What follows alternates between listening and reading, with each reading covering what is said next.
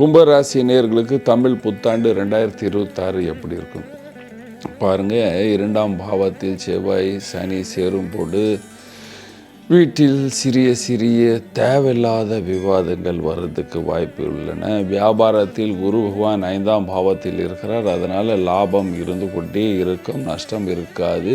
சில பேருக்கு வீடு மாற்றுறதுக்கு வாய்ப்புகள் உருவாகும். வீடு மாறுறது, புது வீட்டில் கட்டி முடித்த வீடு இருக்கும், அதுக்கு கிரகப்பிரவேசம் பண்ணி போகிறதுக்கு எல்லாமே வாய்ப்புகள் உள்ளன.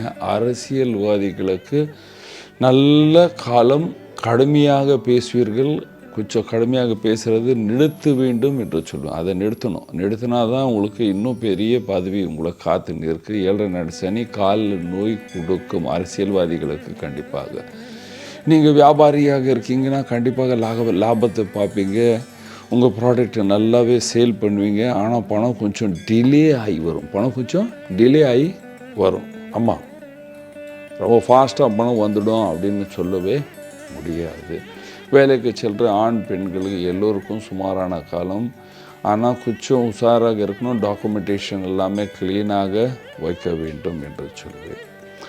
நீங்கள் ஸ்டூடெண்ட்டாக இருக்கீங்க, படிக்கிறீங்க, ரொம்ப கடுமையாக உஷாராக படிங்க. ரிசல்ட்டு ஸ்லோ ஆகிறதுக்கு வாய்ப்பு இருக்குது. ஏன்னா அகங்காரமாக ஏதாவது பேசிட்டு எனக்கு தெரியும் அப்படின்னு எழுதிட்டு வந்துட்டால் அதில் ரிசல்ட்டு குறையிறதுக்கு வாய்ப்புகள் உள்ளன. உஷாராக இருங்க. வேலைக்கு செல்கிற ஆண் பெண்களுக்கு நல்ல காலம் என்று சொன்னேன். நீங்கள் விவசாயியாக இருக்கீங்க, கண்டிப்பாக சுமாரான லாபத்தை பார்ப்பீங்க. கலைஞர்கள் நல்ல ஆப்பர்ச்சுனிட்டிஸ் உங்களுக்கு காத்து இருக்குது என்று சொல்லலாம்.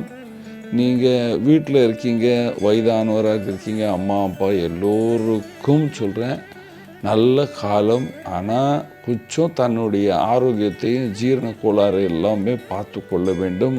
ரொம்ப கரிஷ்டமான போஜனம், அதாவது ஜீரணம் ஆகாத மாதிரி போஜனத்தை இரவில் எடுக்கக்கூடாது, அல்லது உங்களுக்கு வயிற்று சம்பந்தமான பிரச்சனை உருவாகும்.